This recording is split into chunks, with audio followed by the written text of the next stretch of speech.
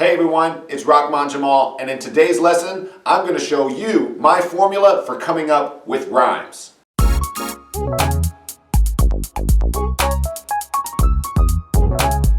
Just a little break from the norm. Here to tell you a story. Rap Force Academy. So I'm teaching this after-school program, and I walk in and tell the kids, today I'm gonna teach you how to rhyme anything. Anything? This one girl raises her hand, she says, Mr. Rahman, yeah, I bet you can't rhyme this word. I said, what's that? Let me guess. She said, supercalifragilisticexpialidocious. Who can help the average kid to spit freestyle the dopest? If you learn how to match a list of letters, that'll go with supercalifragilisticexpialidocious. Then choose your route to travel in this quest around the globe. Since you are now a catalyst, unless you haven't noticed, move your mouth to manifest the best you have to show this. Using nouns and adjectives, now let's see how I wrote this. Supercalifragilisticexpialidocious. It's true, I have the data fixing every style I flow with. I used to have a fragile grip, I guess it's now ferocious. When you can rally activists directly out of Oakland. Supercalifragilisticexpialidocious is just superpowered magic with some extra balanced focus. Doing albums passionate with every outcome smoking. Humans out the alchemist unless he's out there boasting. With future hella swaggerlistic, sexy Cali dopeness. Proving how to rap is just me testing out the ocean. Music talent mastered with a message about to blow this. Universal algorithmic question out the open. So do your math and I'll be with you next to count the quotient. School is out of practice when you're left without the gnosis. So do yourself a favor, get your head around the flow, kids.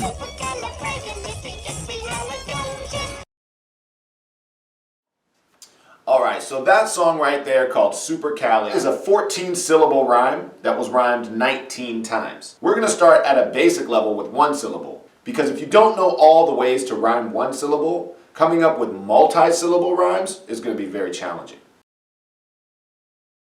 The first thing you need to know is that there are 3 different ways to rhyme one syllable: perfect, parallel, and slant. In a perfect rhyme, the words are ending exactly the same way. So if you take a word like rap, you can rhyme that perfectly by switching the first letter and seeing what other words you come up with. Clap, gap, dap. But what if I rhymed all those words already and I want to look for some new options? Well, here's where the parallel rhyme comes in. And that's where the vowel sound stays the same, but the consonant sound at the very end is different. So we can now take the word rap and parallel rhyme it with words like laugh, or crash, or math. You might have noticed that all of those words don't rhyme perfectly with each other, but each of those words has a list of rhymes that do rhyme perfectly with each other. So now we've taken our one list of perfect rhymes, and we're combining that with lists of other parallel rhymes that have their own list of perfect rhymes. So you might go from maybe 20 perfect rhymes to hundreds of parallel rhymes if you know how to associate those sounds. The third type of rhyme, the slant rhyme, is going to take our options up even further. The slant rhyme is when 2 words don't actually rhyme together, but you change the way that you say them to make them rhyme.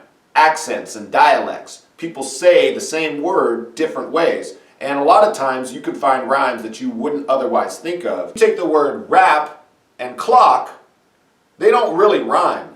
But if you were to don a accent, and maybe in some part of the world, they're very posh and they don't say rap, they say rop.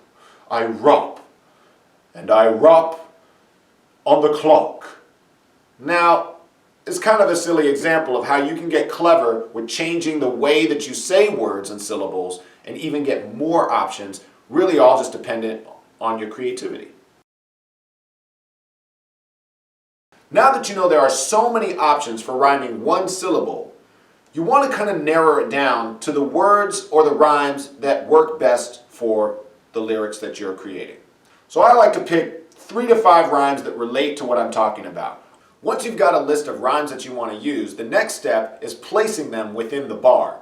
The bar is a length of music that's usually counted 1, 2, 3, 4. That's one bar. If we were to put a drum beat to that, it would be just that little section of music would be considered one bar. When you're writing lyrics inside of bars, the placement of the rhyme wants to come at the end of the bar, closest to the number 4. Let's say we have 4 rhymes: school, cool, rules, and fool. We know that we could come up with 4 bars by placing each rhyme at the end of that bar. 1, 2, 3, school. 1, 2, 3, cool. 1, 2, 3, rules. 1, 2, 3, fool. Once we know the order of the rhymes that we want to use and where they're coming in the bar, now we have to figure out what are we going to say for the beginning of the bar. This is a little different than writing a sentence like you would in normal English class, because typically when you write a sentence, you start at the beginning of the sentence. What we're doing is we're starting at the end of the sentence with a word that we want to rhyme, and we're filling in the beginning of the sentence so that it meets that rhyme in a way that hopefully makes sense. So, let's say for our first bar, it would be 1, 2, 3, school. We could put anything in front of that we want. Let's just say we're telling a story. We'll say, once upon a time, there was a school. Once upon a time, there was a school. Once upon a time, there was a school. So that's my first bar. Now my next line, cool. I could say, oh, the weather outside is really cool, but that wouldn't necessarily make the most sense coming after my first line. Once upon a time, there was a school. The weather outside is really cool. You did create a sentence that ended in the word cool, but did those sentences really relate to each other? You kind of want to think of a sentence that relates to the line that just came before it. So I might say, once upon a time, there was a school. Every student in it was really cool. So in that case, I'm talking about the school, then I'm talking about the students inside the school that are cool. Now I have to come up with a third sentence that ends in rules that also follows the first 2 sentences that came before it. So maybe I could say, they knew how to make their own rules. Once upon a time, there was a school. Every student in it was really cool. They knew how to make their own rules. Great. Now I have one more line to complete the stanza, which are 4 lines apiece. Let's use the word fool. And what do rules help us do? Do they help us act like fools, or do they help us not act like fools? So maybe I'll say, they knew how to make their own rules to follow and not act a fool. Because we know kids like to act fools. Once upon a time, there was a school. Every student in it was really cool. They learned how to make their own rules to follow and not act a fool. So what we have here now is 4 bars that are fun to say, they rhyme, and they reinforce the type of effect that we want to have within our classroom.